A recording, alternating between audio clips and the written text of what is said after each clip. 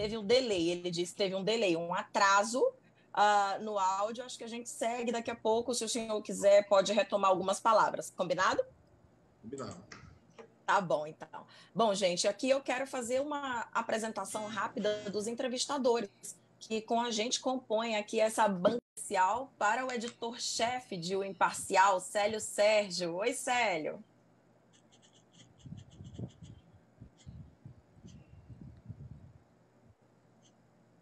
Alô, Célio? Pronto, liguei o áudio, estava falando. Muito bem. Boa noite a todos, boa noite, Clã, Boss, meus colegas. Esperamos ter uma noite muito boa, um bate-papo bem interessante aqui nessa hora. Boa noite, gato, né? E espero que os nossos internautas tirem suas dúvidas nesse bate-papo nosso, nessa hora de conversa.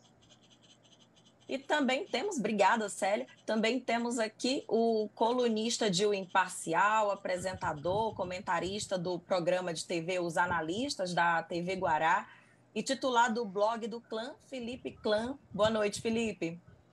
Então, boa noite, candidato. Um prazer estar novamente entrevistando o senhor e espero que nesse espaço o senhor esteja condições de colocar o seu plano de governo, que é tão necessário que a população venha a discutir nesses 30 últimos dias que temos para o primeiro turno. Pois, então, muito obrigada, Felipe. Vamos seguir. Faço aqui também rapidamente uma apresentação minha. Sou Dalva Rego, sou jornalista, tenho 14 anos de estrada. Hoje atuo com assessoria de imprensa, assessoria de comunicação, em especial na Defensoria Pública do Estado. Mas, nas horas vagas, entrevisto candidatos à Prefeitura de São Luís, aqui diretamente da minha casa também. Pois bem, senhores, nós temos aqui, nesse exato momento, uma interação nas redes sociais. Além dessa transmissão, nós temos no Instagram os principais pontos sendo destacados aqui dessa entrevista, desse bate-papo, e no Twitter também. Estamos ao vivo no portal O Imparcial e no Facebook, onde temos mais de 240 mil seguidores. Aqui teremos 1 hora de bate-papo e depois que a nossa live acabar, esse bate-papo, o conteúdo vai ficar integralmente disponível nas nossas plataformas, incluindo o nosso canal no YouTube. Bom, passo agora a uma apresentação breve do nosso entrevistado de hoje. Neto Evangelista, candidato do DEM, natural de São Luís, José de Arimateia Lima Neto Evangelista, mais conhecido como Neto Evangelista, ingressou na carreira política aos 22 anos e aos 32 está em seu 3º mandato como deputado estadual do Maranhão, tendo sido eleito a primeira vez em 2010 com 46.269 votos. Na Assembleia, foi eleito segundo vice-presidente e chegou a ocupar a presidência interina em 2012, com apenas 23 aninhos. Em 2015, Neto Evangelista se licenciou do cargo para assumir, a convite do governador Flávio Dino, a Secretaria de Estado de Desenvolvimento Social. Ele retornou em 2018 à Assembleia para poder disputar a reeleição. Nas eleições de 2018, então, foi reeleito para o 3º mandato com 49.480 votos, dos quais 12.510 foram em São Luís. Neto Evangelista é filho de João Evangelista Serra dos Santos, ex-deputado estadual e ex-presidente da Assembleia Legislativa do Maranhão, que faleceu, nos deixou no ano de 2010. E também de Georgina Mouzinho Lima dos Santos. É casado com Tayane Ribeiro Evangelista e pai de Maria Fernanda, João Gabriel e Manuela. Formado em Direito, com MBA em Gestão Pública, Neto Evangelista também foi servidor do Poder Judiciário durante 3 anos e é empresário no ramo do agronegócio. Nossa, uma biografia, né, já bem extensa para uma vida jovem candidata. Então eu já pergunto, com esse know-how adquirido nessa estrada, qual é o grande intuito pessoal, até eu diria, de ser prefeito de São Luís? Olha, Dalva, boa noite novamente a todos que nos acompanham através da live. Graças a Deus, por onde passei, na minha vida pública, eu pude ir colecionando, primeiro, bons amigos e resultados em tudo aquilo que eu me propus a fazer, como deputado estadual, como secretário de Estado, antes mesmo de entrar na vida pública também, dentro do Poder Judiciário, tive como grande professor o ex-presidente do TJ, Nilson Coutinho, e aprendi muito com ele naquele tribunal, então tive a oportunidade de passar pelos 3 poderes. E essa experiência minha política, experiência administrativa, é que me fazem querer o desafio de governar a cidade que eu nasci, a cidade que eu vivo, que eu crio meus filhos, a cidade que eu sei do seu potencial, entretanto, apesar do crescimento que já teve, mas ainda acanhada pelo potencial que tem, pela sua posição frente a outras cidades brasileiras. Nós somos a 15ª maior cidade do Brasil, em meio a mais de 5.700 cidades. Então, nós temos que colocar São Luís verdadeiramente no patamar que é dela, que é um patamar de desenvolvimento turístico. Nós somos uma cidade rica no turismo de lazer, no turismo histórico, no turismo cultural. Enfim, somos uma cidade onde nós temos pessoas diferentes de qualquer outro lugar do país. É interessante, quando a gente sai do Maranhão, a gente percebe a diferença do calor do cidadão ludovicense. Quando vem uma pessoa de fora, é interessante que elas dizem assim: eu conheci alguém de São Luís e parecia que eu já conhecia há 10 anos, e eu já sentei, já conversei com a minha vida. Sabe, esse calor humano da população de São Luís, é esse potencial de verdadeiros seres humanos, uma população humanizada, que me fazem crer que a nossa cidade tem esse potencial, e eu quero entregar o meu melhor para a minha cidade. Não é transformar São Luís do dia para a noite, isso é impossível. Eu não sei fazer mágica, eu não sou super-herói, nem quero brincar de ser. Eu quero entregar o meu melhor para entregar o melhor para a minha cidade de São Luís. Eu costumo dizer que todos os outros prefeitos tiveram as suas contribuições, Edivaldo Holanda, João Castelo, Tadeu, Conceição, Jackson, mas eu não sou homem público, primeiro, de achar que todos aqueles que antecederam não prestaram e nós vamos começar um marco zero. Não, eu acho que nós temos que continuar aquilo que entendemos que é bom para a cidade e dar um início naquilo que a gente entende que a cidade precisa acontecer, mas com respeito a todos que nos antecederam, e que nós vamos começar a nossa gestão em janeiro de 2021, eu estou preparado para o desafio de fazer uma gestão jamais vista pela cidade de São Luís. Pois então, vamos dar continuidade aqui ao nosso bate-papo, e aí eu já abro o microfone para o nosso diretor de redação, Raimundo Borges, iniciar as perguntas desta sabatina virtual. Borges? Pois não, eu quero começar a perguntar ao candidato Neto Evangelista pelas andanças que ele tem feito, principalmente agora, nesta campanha e em outras campanhas, porque ele é um político que já vem de uma carreira bastante, não é tão curta, mas eu queria saber dele em 2020, nas andanças pela cidade de São Luís, o que a população está mais cobrando dele como candidato a prefeito. O que as pessoas estão exigindo mais para a cidade e quais são as maiores carências que ele tem percebido nessas andanças de campanha agora? Olha, Borges, primeiro, deixa eu dizer uma coisa. Eu tô vindo de uma caminhada na cidade operária. E foi uma caminhada muito bacana, a receptividade das pessoas foi bem interessante. E eu não tenho feito caminhadas correndo apenas pelas ruas da cidade, mas encostando de casa em casa, conversando com as pessoas, ouvindo verdadeiramente. E o que a gente sente de cada cidadão é a necessidade de ter um prefeito líder, um prefeito que coordene os rumos da cidade, que assuma os problemas da cidade no peito e que seja presente na vida das pessoas. Eu tenho percebido muito isso, esse pedido. Hoje, na cidade operária, eu ouvi isso de mais de 20 pessoas, pedindo: olha, eu quero que você esteja presente aqui na comunidade, eu quero que você assuma os desafios que a cidade tem. E ninguém quer nada, uma coisa interessante, ninguém está querendo nada mirabolante. As pessoas querem que os serviços públicos básicos funcionem, seja na saúde, seja na educação, seja na mobilidade urbana. As pessoas sabem que é preciso a gente ter o pé no chão. E não adianta, parece que a época de eleição é a época de prometer o mundo e, no final das contas, não se entregar a uma cidade. Eu tenho tido muito pé no chão naquilo que eu tenho me comprometido com a cidade de São Luís. Todo o estudo que eu fiz para São Luís, toda a discussão, todo o meu plano de governo, e dentro da meta de cada ação que eu desenhei no meu plano de governo, foi feito com técnicos da área específica, também com pessoas do orçamento, para que a gente não pudesse sonhar apenas utopicamente e amanhã não conseguir entregar um resultado para as pessoas. Então, o que eu tenho percebido muito é isso, as pessoas querem a entrega dos serviços básicos antes de qualquer ideia grande ou mirabolante para a cidade. Como você falou em orçamento, eu queria só complementar mais a pergunta inicial sobre dinheiro.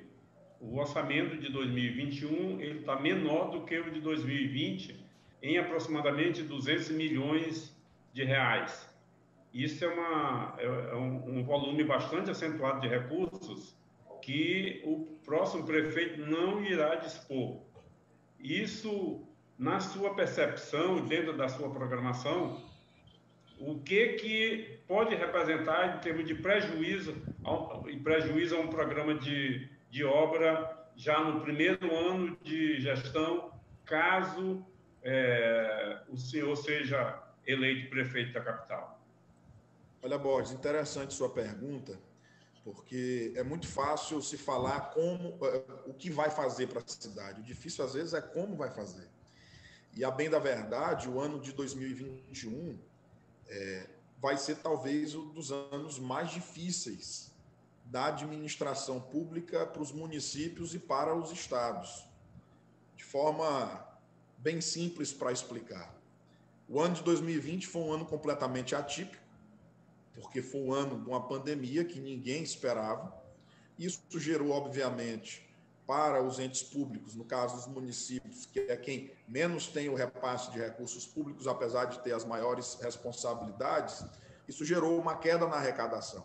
Entretanto, o governo federal fez uma programação e está compensando essa queda na arrecadação que os municípios estão tendo.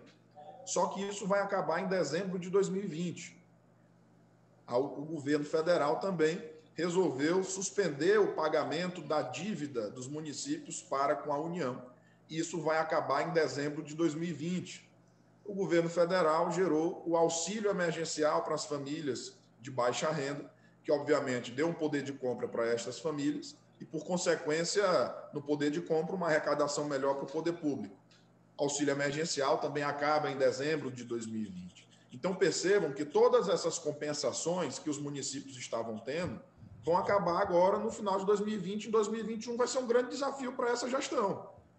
Porque você tem grandes problemas a resolver, que você tinha outras prioridades antes, e agora, nessa pandemia, as prioridades mudaram. Um exemplo, a maioria das unidades de saúde ficaram tendo como preferência, como prioridade, algumas até de forma exclusiva, o atendimento à Covid-19, que era algo novo que ninguém conhecia e estava certo, não estava errado. Mas imaginem o número de consultas, de exames, de cirurgias que ficaram represadas nesse ano de 2020 por falta de atendimento.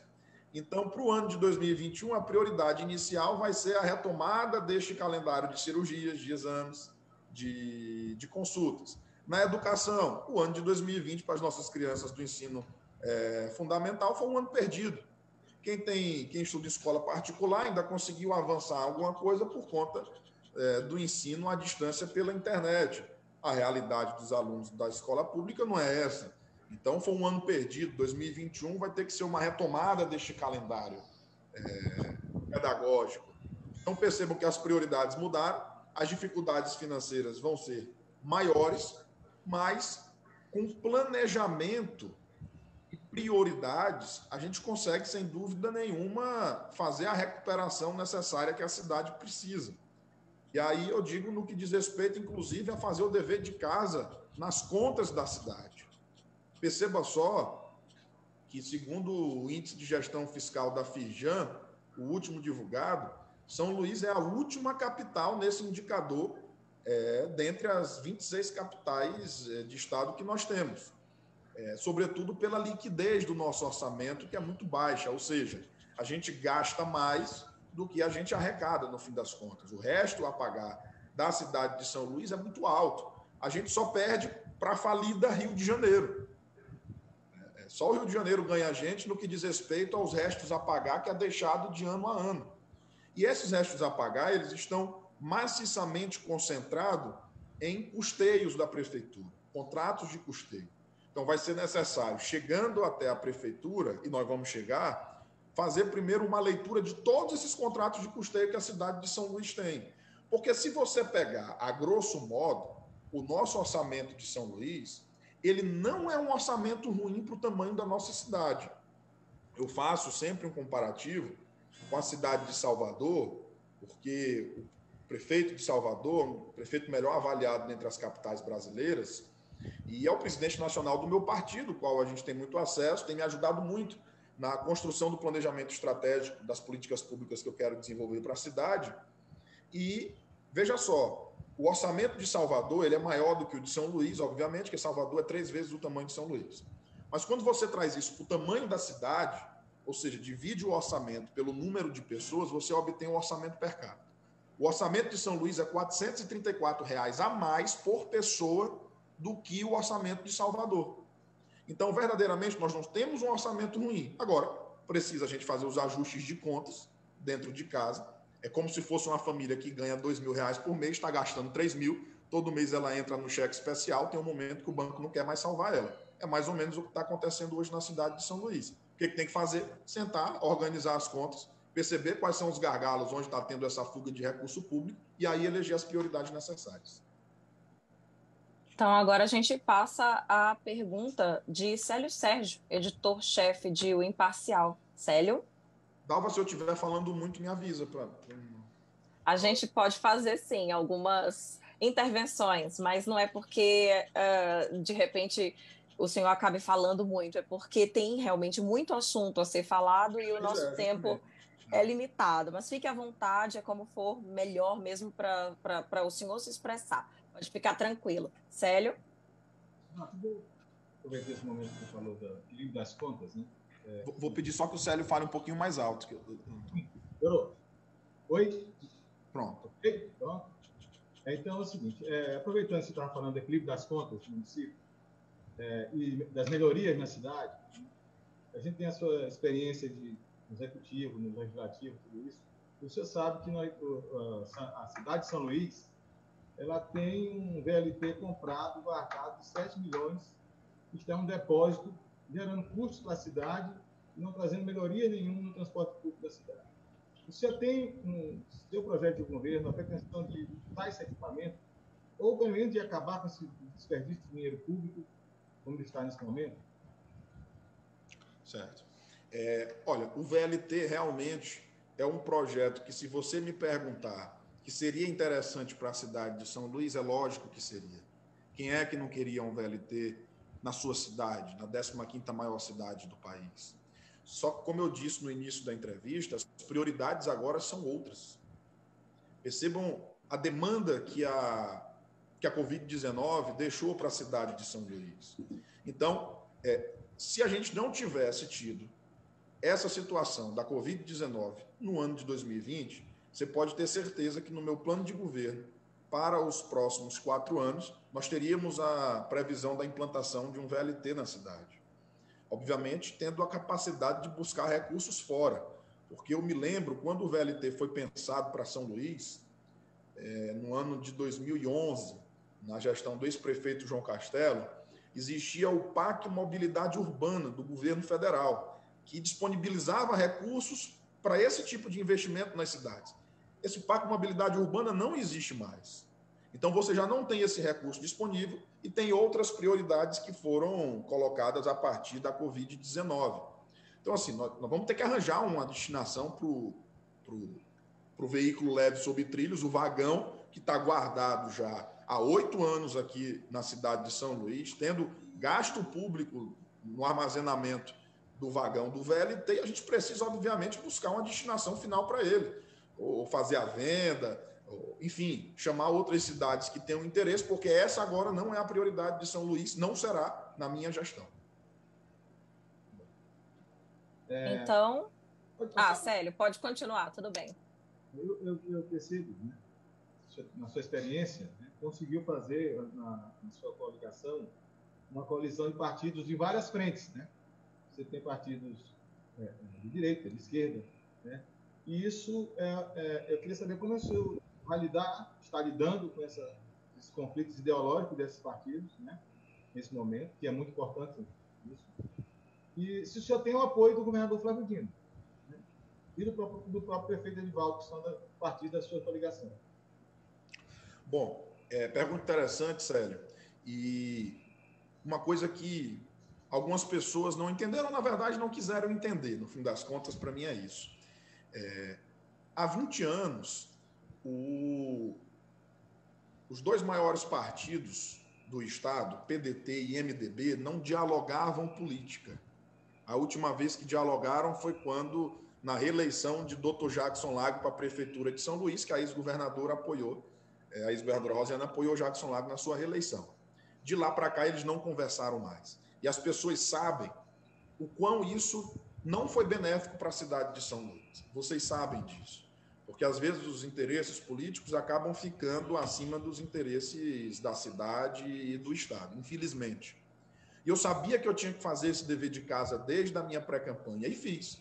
Busquei apoio do PDT, busquei apoio do PSL, busquei apoio do MDB, busquei o apoio do PTB.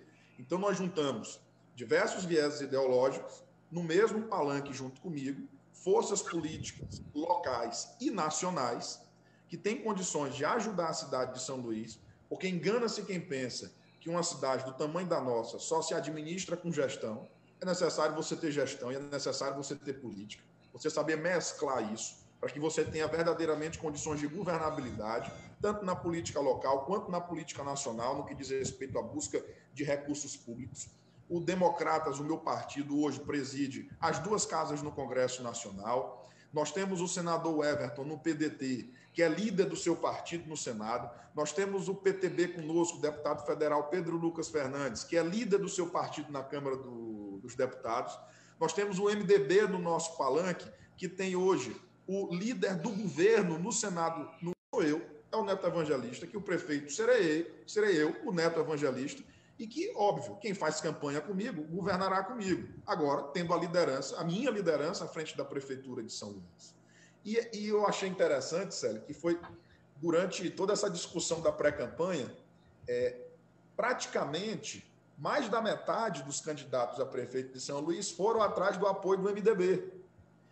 Alguns foram atrás do deputado Roberto Costa, os padrinhos políticos das suas candidaturas foram atrás da ex-governadora Rosiana, os principais candidatos todos foram, todos. E eu também fui.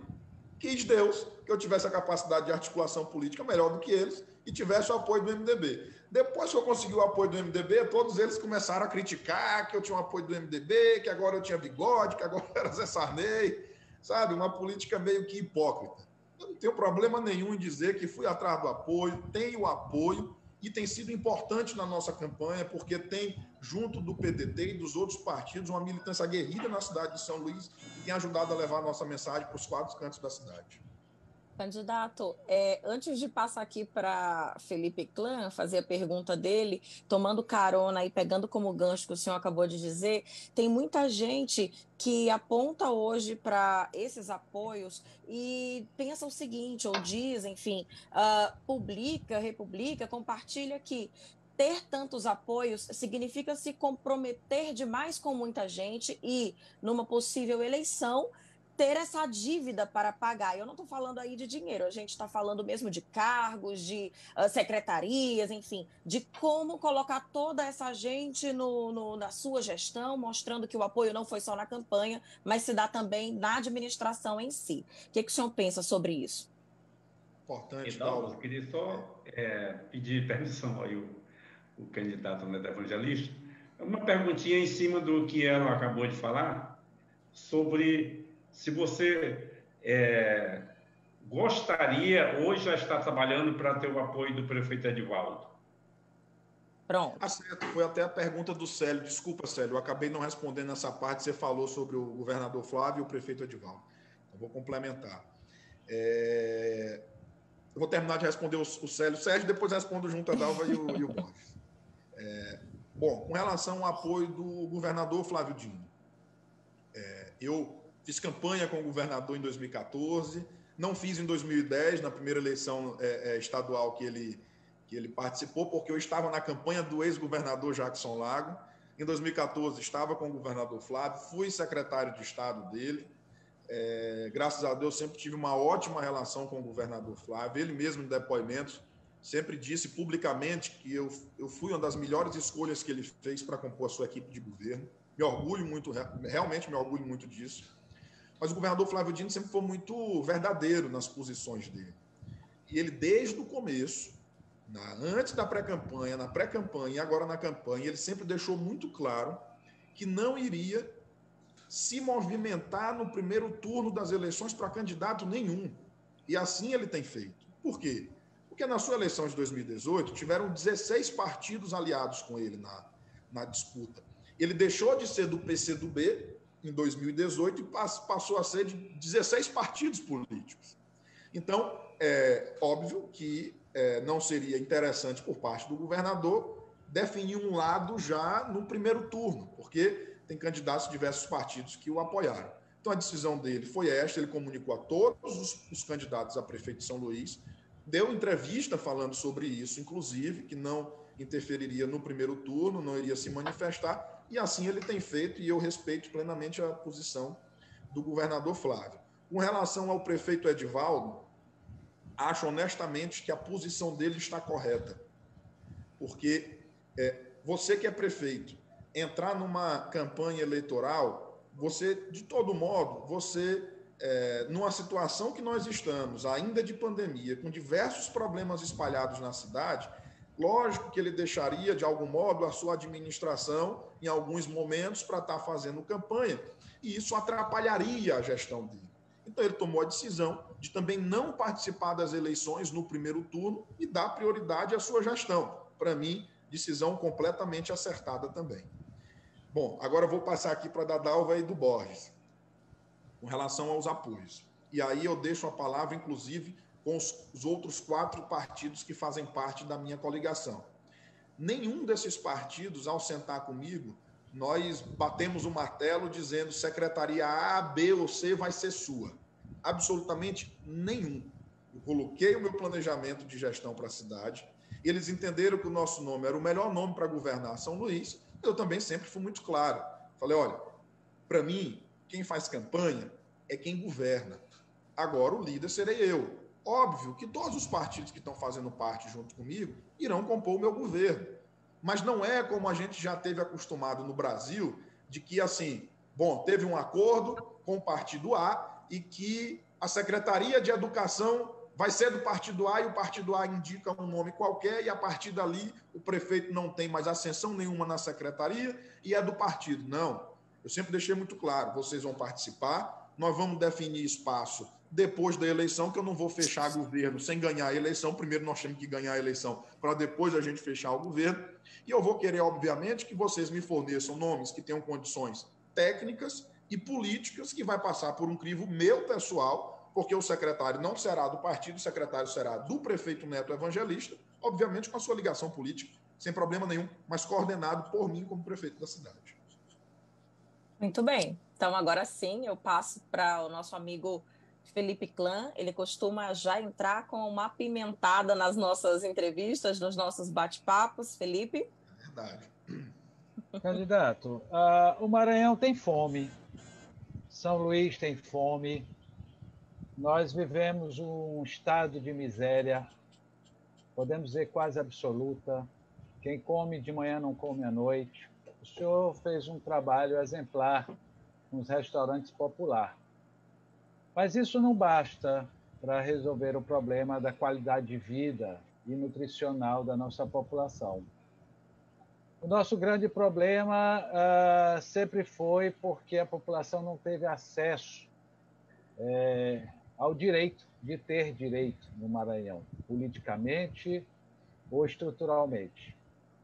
Eu pergunto ao senhor, como resolver o problema de renda de São Luís, sabendo que nós tivemos, de 1970 para cá, o maior êxodo rural da história do Brasil, em que São Luís se inchou, as favelas cresceram, e a população continua na mesma situação, candidato. Ninguém, pode-se dizer, melhorou de vida, apesar de todos os esforços do governo de Flávio Dino. Como mudar essa realidade, como dar renda e trabalho à população e, principalmente, dignidade ao povo de São Luís?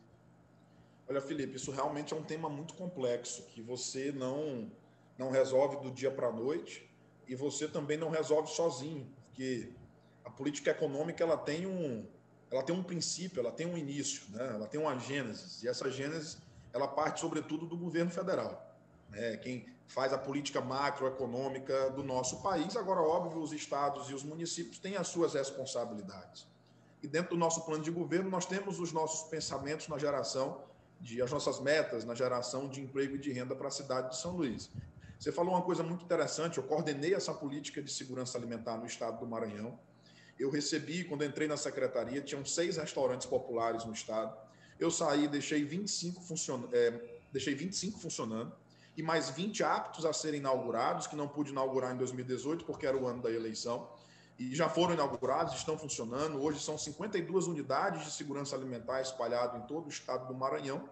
Agora, óbvio, a gente precisa avançar cada vez mais. E entendendo isso, com a expertise que eu tive como secretário de Estado, fazendo o maior plano de segurança alimentar do Brasil, nós fizemos a nossa gestão, eu resolvi bater o martelo com a minha equipe de plano de governo e nós vamos ter os restaurantes populares financiados pela Prefeitura de São Luís também, em bairros da cidade que ainda não tem restaurante popular. Você comentou uma coisa muito interessante, a questão do êxodo rural. Isso é muito grave, isso é muito sério, porque o êxodo rural ele gera mais desemprego, ele gera mais gastos com segurança pública, porque se você não tem emprego, você, obviamente, gera a criminalidade, o aumento da criminalidade. Então, o êxodo rural gera um gasto público muito maior do que o necessário, quando você poderia ter políticas públicas voltadas para a agricultura familiar, sobretudo, evitando que as pessoas saíssem do campo para chegar até a cidade. E aí a gente, voltando para a cidade de São Luís, vou te falar quais são os 3 eixos de desenvolvimento de emprego e de renda para a cidade que eu vou fazer como prefeito de São Luís. Eu, como secretário de Estado, criei o programa chamado Mais Renda. Foi um programa piloto que eu levei ao governador Flávio Dino, dizendo o seguinte, Felipe, falei, governador, se a gente andar na cidade de São Luís, a gente encontra diversas pessoas que já fizeram alguns cursos de capacitação, mas ficaram no curso de capacitação, não conseguiram se inserir no mercado de trabalho. Eu falei, eu quero fazer um programa onde a gente capacite, onde a gente insira no mercado de trabalho e onde a gente, inclusive, acompanhe depois dessa inserção. E assim eu fiz, o programa Mais Renda, dentro da área de alimentação, de forma ambulante, dentro da área de beleza. 2.000 pessoas participaram do programa. Quem concluiu 85% da carga horária da capacitação, nós entregamos o equipamento.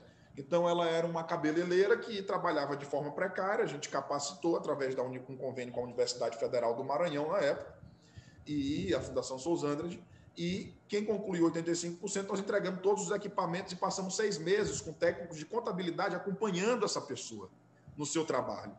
Eu agora, gravando para a campanha, visitei algumas pessoas que participaram e vi mulheres, porque dessas 2.000 pessoas, a grande maioria foram mulheres, a gente deu prioridade para elas, que são mulheres chefes de família. E eu vi, inclusive, fui gravar com uma moça chamada Michele, no centro da cidade, ela me dizendo que o Mais Renda conseguiu fazer com que ela saísse de uma renda mensal de R$1.000 para R$3.000, onde ela sustenta os 2 filhos, ela é mãe solteira, e a mãe dela, que tem diabetes, e ela que cuida da mãe. Então, eu tive essa experiência como secretário de Estado no programa Mais Renda e decidi, vou fazer o programa Mais Renda São Luís, que vai ser destinado para a nossa cidade de São Luís, para inserir essas mulheres, sobretudo, no mercado de trabalho. Ponto número 2, nós somos uma cidade rica culturalmente, rica de história e rica de lazer, de praia. Nossa praia é linda. Para mim, não tem outra que possa concorrer com a cidade de São Luís no que diz respeito às suas belezas naturais. Para mim, não tem outra cidade no Brasil que tenha a riqueza cultural que a gente tem.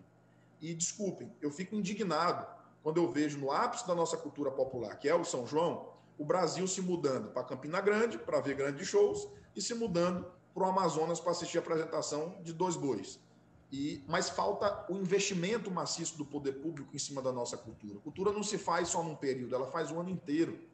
Por isso, nós vamos ter um calendário cultural anual para a cidade de São Luís, que eu mesmo, como prefeito, vou vender para o país esse calendário. Obviamente, dialogando com as agências de viagem, com o setor de hotelaria, vamos dar os descontos necessários nos impostos para que o setor de hotelaria possa diminuir, por exemplo, o valor da sua diária, para a gente vender pacotes mais baratos para atrair pessoas aqui para a nossa cidade de São Luís. Por que isso? Porque a gente começa a atrair o turismo para a cidade. Se a gente atrai turismo, obviamente, o pessoal vem gastar dinheiro. Se gasta dinheiro, você gera renda dentro da cidade. Esse é o segundo ponto. E o terceiro ponto, no meu organograma administrativo para a cidade de São Luís, apesar de eu estar reduzindo o número de secretarias existentes, hoje nós temos 25, no meu organograma nós vamos ter 19, nesse que eu desenhei agora, nós vamos ter 19, mas mesmo assim eu vou estar criando 4 novas pastas aqui na cidade. 3 secretarias e uma empresa. Uma dessas secretarias é a Secretaria de Desenvolvimento Econômico. Nós somos uma cidade que tem potencial de atração de investimentos, porque nós temos um porto com condições para isso, mas São Luís nunca foi pensada como uma cidade portuária. Ela nunca foi pensada como uma cidade de atração de investimentos no porte que a gente tem condições de fazer. E essa secretaria vai pensar única e exclusivamente nisso. E esse vai ser um outro viés da geração de emprego para a nossa cidade de São Luís. Então, só recapitulando, programa Mais Renda São Luís, desenvolvimento turístico da nossa cidade, no lazer, na cultura e na sua história, e também fazer São Luís ser pensada como uma cidade portuária, que aí sim, essa é uma questão de longo prazo, obviamente. Ô, Dalva, tu me permite só esticar a pergunta? Claro, Clã. E aí, quando você fizer a pergunta, eu gostaria de fazer também um pequeno comentário. Quando o candidato responder, ele já contempla as nossas 2 questões. Por favor, comece com o seu comentário. Então, muito obrigada. Eu ouvi agora o candidato falar sobre atrair o turismo e a gente fica muito feliz quando é ludovicense e vê o encanto no olhar do turista que chega à nossa cidade, mas a gente também fica muito triste quando vê o desgosto no olhar desse mesmo turista. E aqui ele tem muitos motivos ainda para desgosto. A gente quer defender, mas fica naquela, com que argumento? Ele vai à praia e encontra poluição, sujeira, encontra praias que não são apropriadas para o banho. A maioria das praias aqui em São Luís, né, é praia urbana, então tem vizinhança, tem construção, enfim. Aí ele vai ao centro histórico, tem ainda um retrato ali muito triste de abandono predial, abandono também relacionado à falta de educação, de civilidade das pessoas que frequentam, a sujeira, enfim. Apesar dos esforços que foram muitos nos últimos tempos, é verdade, precisamos ser justos, mas eu sinto que a gente ainda passa vergonha em algumas questões relacionadas ao turismo. Ou seja, parece, gente, que antes do turista vir, a gente precisa arrumar algumas coisas aqui que são emergenciais. O saneamento básico em muitas comunidades, enfim. Essa era a observação, Clã. Aí você pode concluir o raciocínio.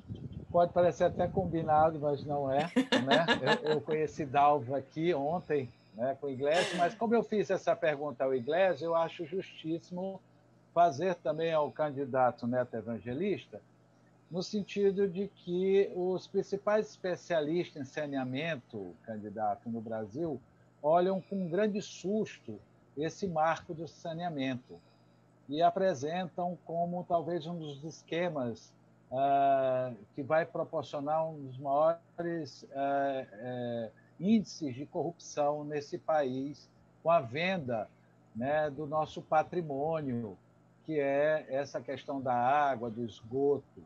O senhor concorda com esse marco do saneamento? Como é que o senhor observa a questão da CAEMA, que não consegue chegar às comunidades dos bairros de São Luís? Ótimo. Então, vou responder a Dalva, em seguida respondo o Felipe. Dalva, você tem completa razão no que você está falando. Não adianta a gente trazer turista se você não cuida da cidade antes. Nosso dever de casa primeiro vai ser cuidar de São Luís. Porque você traz um turista, se a cidade está mal cuidada, o turista, quando vai embora, ele diz o que eu ouvi de um casal de italianos no Centro Histórico de São Luís. Eu estava lá na frente do Teatro Arthur Azevedo, antes da pandemia, e passou um casal, deu para perceber que era turista, e passou com uma guia de turismo. E eu fui lá, abordei a guia de turismo, né, fizemos um triálogo, que eu conversava com ela, ela falava italiano com eles, aí ela devolvia para eles e eu respondia para ela. E fiz a seguinte pergunta para eles. O que eles estavam achando de São Luís?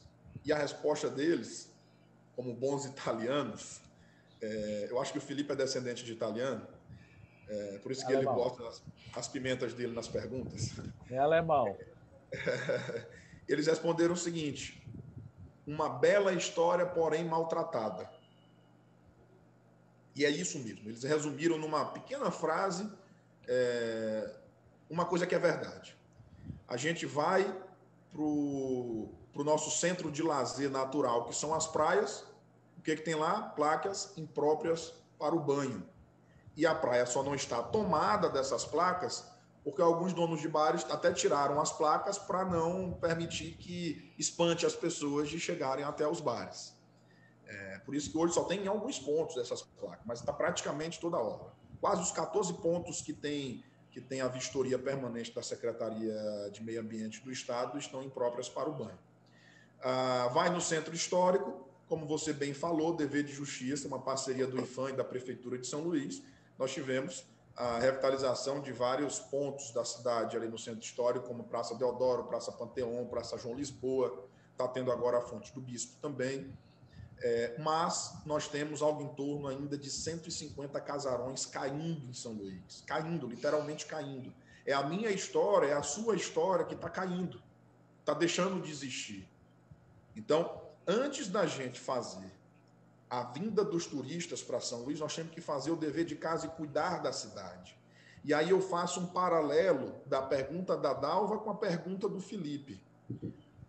Obrigação de cuidar de água e de esgoto da cidade de São Luís e de todas as cidades brasileiras, constitucionalmente, é dos municípios. Aqui, no nosso caso, nós temos uma concessão com a Companhia de Água e de Esgotos do Maranhão, com a CAEMA. E, vamos ser bem sinceros, não presta serviço decente nenhum e nunca prestou. Sendo bem franco com vocês. Nós, inclusive, temos candidato que já passou pela CAEMA e não conseguiu mudar a realidade daquela empresa. Eu pergunto a quem está nos assistindo, você, em algum momento da sua vida, já esteve satisfeito com o serviço prestado pela CAEMA? Você responde, eu nunca estive. Se a gente tem esgoto sendo jogado na praia, responsabilidade de quem? Quem está com o contrato? A CAEMA. Se a gente tem esgoto passando na porta de muitas casas, nas periferias de São Luís, responsabilidade de quem? Da CAEMA. Se a gente tem água dia sim, dia não, em alguns bairros de São Luís, responsabilidade de quem? Da CAEMA. Aí eu trago também a responsabilidade conjunta e solidária para a Prefeitura de São Luís, porque o dono do serviço é ela, quem contratou a CAEMA foi ela. Então, é dever da Prefeitura fazer essa fiscalização em cima do contrato. E eu vou fazer. E aí, Felipe, eu discordo com alguns especialistas e concordo com outros. Eu acho que o marco do saneamento ele é importantíssimo para o nosso país. Primeiro, que vai dar poder de investimento. Segundo, nós estamos aguardando o veto do artigo 16 do marco do saneamento, né, se vai ser o veto ou não, vai ser derrubado ou não, para que a gente saiba a forma como os municípios vão agir perante as concessionárias que tem, que são públicas, que são estatais. Hoje a CAEMA dá prejuízo para o governo do Estado. Enquanto eu estava no Estado, eu sei, o Estado colocava 9 milhões de reais por mês na CAEMA para poder manter a companhia e, no fim das contas, o serviço não é entregue para a população. Eu, de forma muito prática, não me interessa se é A, se é B ou se é C que está fazendo, me interessa que o serviço tem que ser entregue para a população. Eu acho que o usuário de água da cidade de São Luís, de esgoto, ele quer isso. Para ele não interessa se é do Estado, se é particular. Ele quer o serviço entregue. Eu vejo até algumas pessoas falando assim, eu poderia pagar até mais se me entregasse um serviço, mas não me entrega serviço nenhum. A realidade é essa. E eu te digo com toda a franqueza, Felipe, eu vou assumir a Prefeitura de São Luís em 2021, vou dar a primeira oportunidade para a CAEMA para ela me entregar um planejamento na minha mão, como fiscal do contrato que tem entre Prefeitura e CAEMA, para que ela possa cumprir o marco do saneamento, porque agora tem metas. Se ela não apresentar as condições financeiras de entregar o que o marco está exigindo, eu não tenho problema nenhum em romper o contrato e tomar conta desse serviço. Para mim, o que interessa não é o contrato, não é CAEMA com o Estado. Para mim, o que interessa é o serviço público ser entregue para as pessoas. Muito bem, candidato. Eu vou dar continuidade a mais algumas perguntas que serão feitas pelos entrevistadores. Vou fazer alguns pequenos comentários aqui também no que diz respeito, gente, à nossa repercussão, à audiência. Quero dizer que o candidato Neto Evangelista tem um batalhão de pessoas que apoiam ele aqui, deixando inúmeros comentários, enfim. Tem que dar até parabéns aqui, viu, candidato? Porque a militância está toda lá em peso, deixando apoio nas redes sociais. Muito bem. E tem também muita pergunta que chegou desde ontem, quando a gente anunciou que hoje a entrevista seria com o senhor. As pessoas deixaram algumas perguntas, algumas delas já foram contempladas aqui, então a gente não vai precisar repetir, mas depois, se não der tempo de nós passarmos a elas, porque acreditem, a gente já está se aproximando aqui da nossa 1 hora, já se passaram 50 minutos, muito rápido, né? Então já passaram aí 50 minutos. Para sermos justos, como no início houve um delay com o áudio, a gente vai esticar um pouquinho até 9h10. Nós começamos às 8h05, então perdemos ali 5 minutos iniciais, o áudio estava falhando, a gente vai esticar. E aí tentar, de repente, contemplar o máximo de informações que as pessoas tanto querem ouvir do senhor. Bom, antes de passar agora para a próxima rodada, que reiniciando com o diretor de redação Raimundo Borges, eu gostaria de lhe perguntar o seguinte: tem sido muito frequentes alguns ataques em redes sociais para desconstruir imagens, para, de repente, ferir, ofender, enfim. E a Polícia Federal tem iniciado algumas investigações. Eu quero saber a sua sincera opinião sobre um produto que hoje existe, pasmem, infelizmente isso existe, mas é um produto confeccionado, elaborado por uma indústria do mal que oferece isso a políticos e os políticos que, de repente, querem adquirir, pagam por esse serviço. Qual é a sua opinião? O que o senhor pensa sobre isso? Sobre quem faz isso?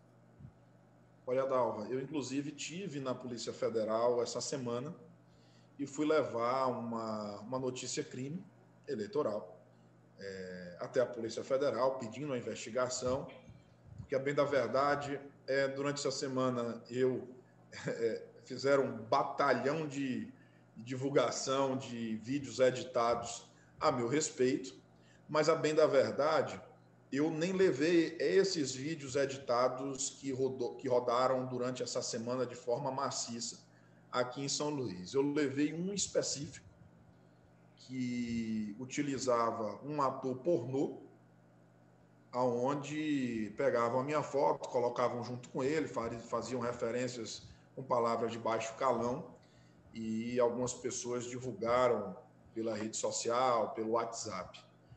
Eu tenho mãe de mais de 60 anos, eu tenho um filho adolescente que tem WhatsApp, que tem rede social, e isso é inadmissível, inadmissível. E eu fui levar até a Polícia Federal, inclusive levei com algumas provas já de prints de grupos de WhatsApp de uma mesma pessoa que faz campanha positiva para um determinado candidato, é quem estava espalhando esse vídeo. Mas, óbvio, que levei para a Polícia Federal para ela fazer a investigação e ela ter as conclusões, tirar as conclusões e concluir o inquérito para que a gente possa penalizar esse tipo de atitude nas eleições. As pessoas estão interessadas em ouvir as propostas dos candidatos. As pessoas estão interessadas em ouvir, inclusive, os que os candidatos já fizeram quando tiveram oportunidade, porque isso é fundamental. O mundo não começa daqui em diante, tem um para trás, tem o passado de cada candidato que deve ser colocado à prova do cidadão de São Luís, das oportunidades que já tiveram, o que foi feito e o que se quer fazer. Então, a minha campanha ela vai rodar nesse sentido, e aproveito aqui a oportunidade para falar as pessoas que me acompanham, as pessoas que gostam do nosso trabalho, as pessoas que estão gostando das nossas propostas, que divulguem única e exclusivamente as minhas propostas de campanha, que não divulguem nenhum tipo de ataque a nenhum outro candidato. Eu acho que nós vamos vencer, nós vamos vencer a eleição apresentando para a cidade o que a gente quer fazer para São Luís e o que nós vamos fazer. Muito bem. Tá bem. Então, Raimundo Borges, sua próxima questão. Eu acho que a gente já está chegando ao fim do tempo, né? E eu vou ser bem direto em relação a essa questão do descrédito dos políticos perante a população, da política de um modo geral, e a gente tem visto que até as eleições de 2018 aconteceu uma grande mudança na política brasileira em razão da divisão que se transformou o país entre esquerda e direita, nessa questão ideológica.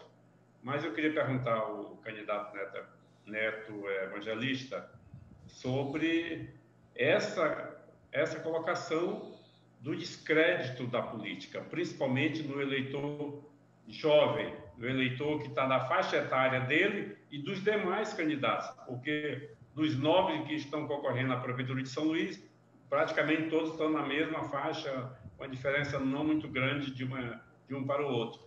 Então, eu queria que ele respondesse sobre isso aí, o descrédito do político perante a população em razão de corrupção, malversação de dinheiro, de práticas das mais condenáveis possíveis. E como fazer para mudar esse pensamento da população de um modo geral em relação à política. Você viu ontem, na primeira pergunta que apareceu aí de um internauta, foi perguntando qual é a mentira próxima que vai ser colocada. Que vão contar. Né? Então, eu queria falar sobre isso aí. Olha, Borges, só para constar, eu sou o candidato mais novo na disputa, viu? Porém, um dos mais experientes. Viu? Que conste. Olha... O mais velho era o Carlos Madeira que desistiu. Mas os demais não estão muito diferentes um do outro, não. A distância não é muito grande. Realmente isso é um desafio, viu, Borges? E nas andanças que eu tenho feito na cidade, eu tenho encontrado pessoas de diversas idades que me chamam e falam assim.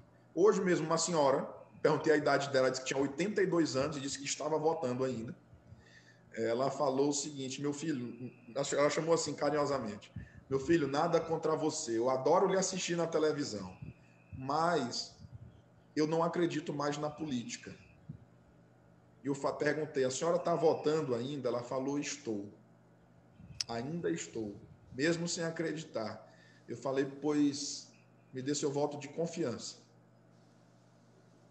Se quando entrar na minha gestão não der certo comigo, a senhora pode me botar para correr. Mas eu tenho uma grande surpresa para a senhora. A senhora vai ter uma surpresa positiva.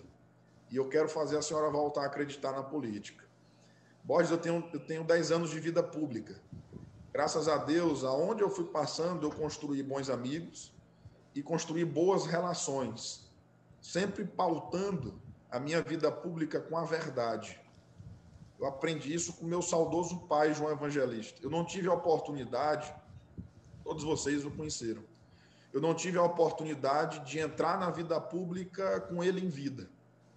Eu perdi meu pai quando eu tinha 21 anos de idade e entrei na vida pública aos 22. Não sei se vocês têm noção, mas isso me faz uma falta tremenda como pai, como conselheiro político. Eu queria muito tê-lo ao meu lado, mas muito mesmo. Mas uma coisa que eu aprendi em casa é ter compromisso com a verdade.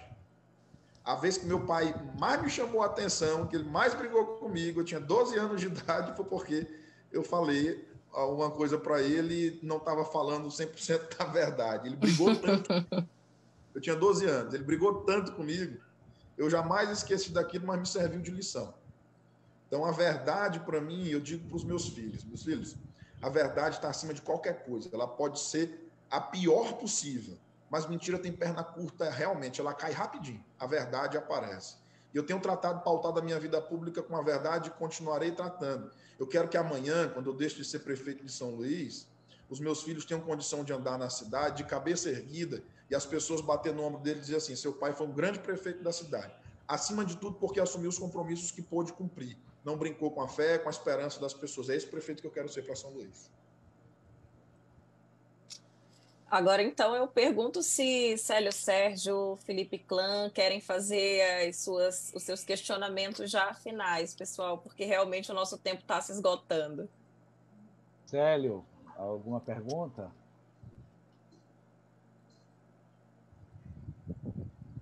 Célio não entrou aí? Deve ser o áudio. O áudio. Não, ele está aí? Estou aqui, vamos lá. Neto, a prioridade realmente nesse momento está sendo a questão da pandemia, né? Como você falou, as prioridades estão sendo aí, mas a gente espera que o senhor sendo eleito, né, vai pegar aí a saída dessa situação, já com possível vacina, com segurança sanitária para a população.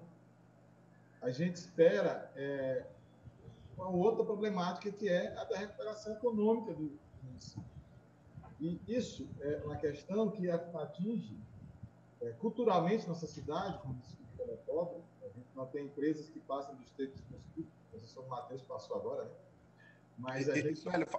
Fala só um pouquinho mais alto, que eu ouvi um pedaço, mas agora no final não ouvi. Não tem grandes empresas que passem aqui do Estreito dos Mosquitos, né? E nem também chegando pelo Estreito dos Mosquitos. Então, a gente precisa fazer a reconstrução econômica. As grandes empresas do Maranhão são dependentes do poder público, tanto do município quanto do Estado, né? Como reconstruir esse capital privado, fomentar a cultura, fomentar o esporte, tirar essa dependência dentro do Estado, né? Da máquina do Estado. Você tem aí a classe cultural, que a gente fala muito, né? Mas ela é totalmente dependente do poder público, né? Eu vejo que tem uma proposta que você falou de criar até o projeto de lei de incentivo municipal, né? Isso. Que é uma coisa interessante no momento, né?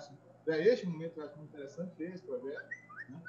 Mas é necessário que as empresas se formem como empresas mesmo, né? Os clubes como empresa, as brincadeiras como empresas, para que elas possam ter essa independência também. Como fomentar isso? Bom, é justamente isso, Célio, que você falou. Eu fiz um compromisso com o pessoal da cultura, fiz com o pessoal do esporte. Olha só, nós temos a lei de incentivo estadual ao esporte e à cultura, que funciona hoje no Estado. Nós temos a lei de incentivo à cultura e ao esporte aprovado na Câmara de São Luís, mas não regulamentado pelo município. Eu vou regulamentar. E nós vamos trabalhar, inclusive, com a lei de incentivo à cultura, uma espécie de financiamento permanente das nossas atrações culturais. Como eu disse anteriormente, cultura você não faz num período só. O que acontece no fim das contas é que as nossas brincadeiras hoje chegam no período festivo, elas vão batendo de porta em porta, pedindo ajuda para comprar suas vestimentas, depois são contratadas pela Secretaria de Cultura do Estado, porque do município não contrata mais, elas se apresentam 3, 4 vezes e recebem um dinheiro pequeno 4, 5 meses depois da apresentação. Isso você não mantém cultura em hipótese nenhuma.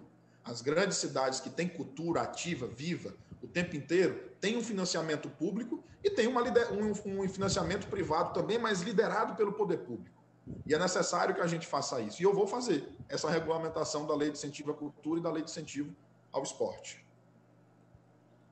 Então, candidato, para a minha última pergunta, vamos fazer aqui uma leitura do cenário eleitoral. O senhor sabe que cálculo eleitoral é necessário, é preciso. Nós temos, como falou o Borges, a rejeição absoluta aos políticos, por causa dessa construção de décadas de erros e de má gestão e de falta de justiça contínua contra as pessoas que foram corruptas ao povo brasileiro. Mas eu pergunto o seguinte: o primeiro candidato, que se apresenta já vindo com esse retrovisor, que é o Braide, se mantém acima dos 40. Abaixo vem o senhor e o Duarte. Faltam 30 dias para o primeiro turno.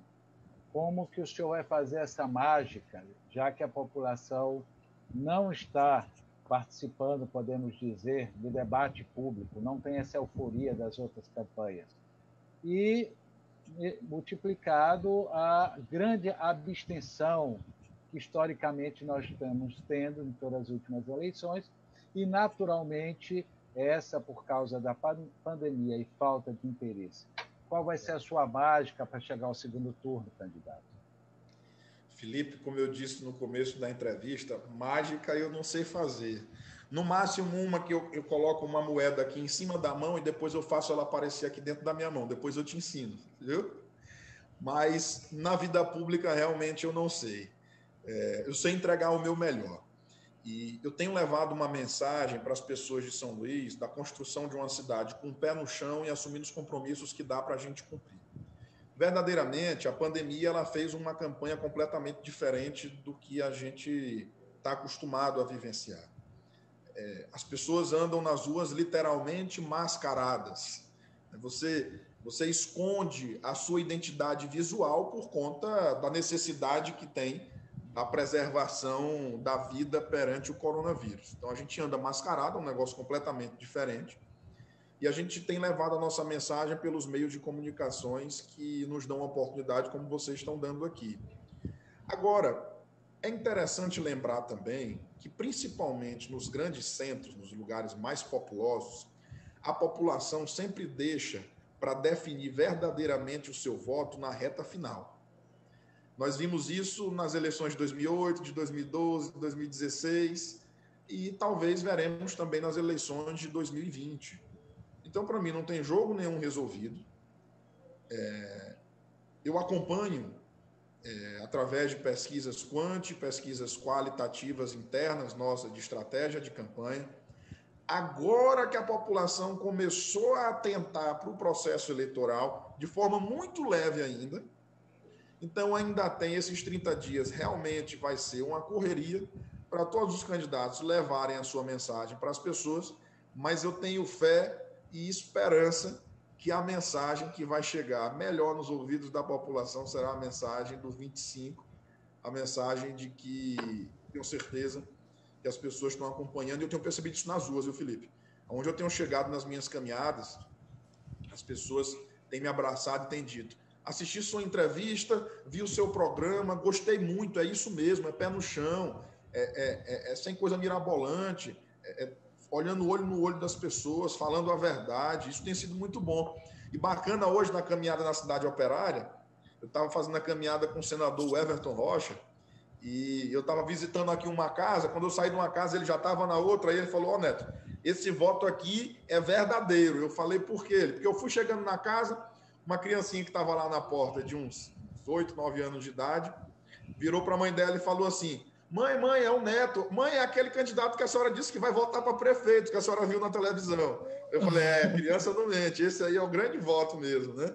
É verdadeiro. Então, assim, eu acho que a nossa mensagem tem chegado para as pessoas, né? E eu tenho dito em todo canto: mágica eu não sei fazer, mas entregar o meu melhor, entregar toda a minha experiência política e minha experiência administrativa e o know-how político que eu construí na campanha para ter condições de administrar a cidade de São Luís, eu vou entregar para a minha cidade. Sei que vou conseguir fazer a administração que as pessoas de São Luís ainda não conheceram.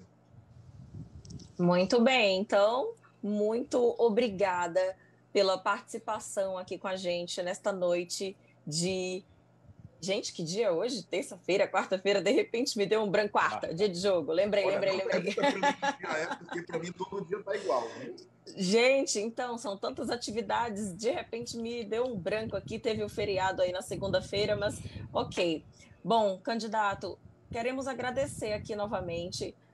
Esse aqui é um espaço em que a gente pode lhe conhecer um pouco melhor. Engraçado, enquanto o senhor falava sobre o cidadão, o eleitor, decidir o seu voto ali às vésperas da eleição, a gente agora chega a se perguntar o seguinte: puxa, os candidatos publicam seus planos de governo assim que a campanha começa, mas parece que realmente a população gosta de ver o preparo. Não sei se é um estereótipo criado para que o gestor ele caiba nesse molde que a gente imagina, de que tem que falar bem, tem que se posicionar, tem que ser corajoso, tem que dizer verdade, tem que aguentar o tapa que vai receber, enfim. E a gente vai vendo isso ao longo dessas participações em debates, em sabatinas, enfim. Acaba sendo uma preparação necessária que vocês todos, candidatos à Prefeitura de São Luís, têm procurado fazer. Então, aqui, antes de lhe passar esse momento de fala final, o senhor deixar sua mensagem, sua despedida. Eu quero lhe parabenizar pela desenvoltura aqui mesmo. Foi muito legal poder conversar francamente, uma conversa aberta, uma conversa tranquila para qualquer pessoa entender, e acredito aqui que meus pares, meus colegas entrevistadores também gostariam de deixar essa saudação, para então a gente poder lhe ouvir. Raimundo, Célio, Felipe. Eu só tenho que agradecer a presença dele no nosso bate-papo aqui, que outros virão, todos que estão com as candidaturas aí na rua, e é um espaço que o jornal está abrindo aos candidatos na tentativa de contribuir com o processo democrático que se resume, ante qualquer coisa, no voto popular. Essa é a nossa ideia, de participar desse processo eleitoral e, dentro do possível, aperfeiçoá-lo cada vez mais para que os resultados dos gestores públicos sejam cada vez melhores. É isso que todos nós desejamos ao proporcionar esses momentos de discussão dos programas de cada um. E a gente deseja que o Neto, como todos os outros, possam também expor as suas ideias, e a população é quem vai fazer o julgamento. O eleitor é o protagonista principal da eleição. E o resto é o que virá depois com os eleitos. Célio? Eu queria agradecer muito a sua presença aqui, né, entendeu? O pedido do Jornal Imparcial, comparecido aqui com a gente, dizer que, sem falsa modéstia, a gente é o maior veículo de comunicação online, né, do Maranhão. Nós temos aí 8 milhões de acessos por dia, isso você pode comparar. E você vai ver que sua mensagem vai chegar bem longe, né? E eu espero que alcance aí seus leitores e seus leitores consiga realmente levar sua mensagem, que era esse o nosso objetivo, né? O eleitor possa conhecer suas propostas, e acho que ficou um recado bem interessante. Boa sorte. Um abraço. Felipe? Olha, é importante aqui registrar que eu estava aqui o tempo todo acompanhando pelo WhatsApp, né? Nós temos mais de 100 grupos e muitos seguidores. É impressionante a quantidade de perguntas que chegaram a Neto Evangelista. Isso mostra que as pessoas acreditam na sua capacidade de político e de gestor. Eu já tive chance nos analistas de entrevistá-los, né? Os analistas começaram essa rodada. O Jornal Imparcial agora traz essa credibilidade do veículo de massa que nós somos, do veículo de maior acesso do Maranhão, de resistência e de verdade. E eu sempre digo, são muitos candidatos, todos estão prontos para o debate, mas realmente agora vai afunilar. Quem tiver condição, quem tiver capacidade, vai sim se manter no jogo. Quem não, vai ficar para trás para somente contar a história ou tirar créditos para a próxima campanha, como tem muitos que entraram para isso. Parabéns, candidatos, mais uma vez. Espero que a pimenta não tenha ardido tanto. Candidato. Bom, deixa eu agradecer, Felipe, obrigado pela entrevista, pelas perguntas, pela oportunidade. Já te disse, se eu tivesse esse teu olho, hein? Que vale aqui, ó. Vale a cabeça. Obrigado, prazer estar contigo. Célio Sérgio, obrigado também pela oportunidade, pelas perguntas. Deixa eu te tranquilizar, você começou a entrevista ajeitando o cabelo, está bem ajeitado, viu? Pode ficar tranquilo, tá bacana. Raimundo Borges, obrigado também pelas perguntas. Mande um abraço para minha amiga Elda, viu? Nossa companheira lá da Assembleia. Saudações. Dalva, obrigado pela coordenação dos trabalhos. Foi fantástico o bate-papo com vocês. Passou tão rápido e eu ficava mais 2 horas debatendo aqui com vocês a respeito da cidade de São Luís. Eu estou nesse desafio. Para mim, obviamente, é o maior desafio da minha vida pública. Aos 32 anos de idade, depois de 10 anos de mandato parlamentar, de secretário de Estado, eu quero colocar a minha experiência para contribuir com a minha cidade de São Luís. E quero aproveitar a oportunidade para fazer 3 principais compromissos com a cidade. O primeiro compromisso é ser um prefeito que chegue junto, um prefeito que governe das ruas, que saia literalmente do seu gabinete e possa andar nas comunidades, olhando dentro dos olhos das pessoas, vendo os problemas e de lá trazendo as soluções. Compromisso número 2, compromisso com a verdade. Assumir aquele compromisso que dá para cumprir. Cada pessoa, cada cidadão tem uma história de vida, de lutas, de derrotas, de vitórias por trás de si. Tem uma história. E nenhuma pessoa tem direito de brincar com essa esperança e com essa fé das pessoas. E para mim a eleição é momento de renovação de fé e de esperança, sim. Que é possível a gente construir algo diferente do que está se acostumando a ver. Estão acostumados a ver. Então, meu segundo compromisso é com a verdade. E o terceiro compromisso é ser um prefeito que chegue resolvendo os problemas básicos da cidade de São Luís, mas que pense São Luís também para o futuro. Nós somos uma cidade importante no Brasil, nós temos que pensar São Luís daqui a 10, daqui a 15, daqui a 20, daqui a 30 anos, resolver em 2021 definitivamente o nosso plano diretor, que já está completamente defasado, para que a gente possa pensar a cidade de São Luís para o futuro.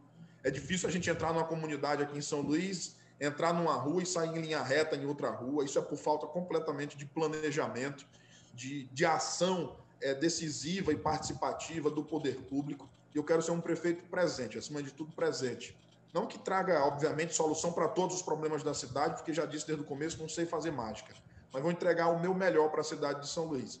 E a cidade pode ter certeza que vai ter um prefeito líder, presente, e que tome os problemas da cidade para si e traga as soluções necessárias. E para isso, Felipe, Célio, Borges, Dalva e todos estão nos acompanhando. Dia 15 de novembro é 25. Muito obrigada, foi realmente muito legal ter esse momento aqui. Agora a gente se despede desejando uma ótima noite para todo mundo que nos acompanhou. Assim que a live foi encerrada, ela já vai automaticamente subir para o nosso canal no YouTube. O conteúdo vai ficar disponível na íntegra também no portal O Imparcial. O nosso entrevistado de amanhã é o candidato Geisael Marques. Amanhã a gente tem um novo encontro, pessoal. Candidato, boa sorte na sua caminhada. Dia 15 de novembro já está bem aí, falta pouco, então agora tem muito trabalho pela frente, o tempo diminuindo. Tudo de bom para vocês. Colegas, até amanhã. Boa noite, pessoal.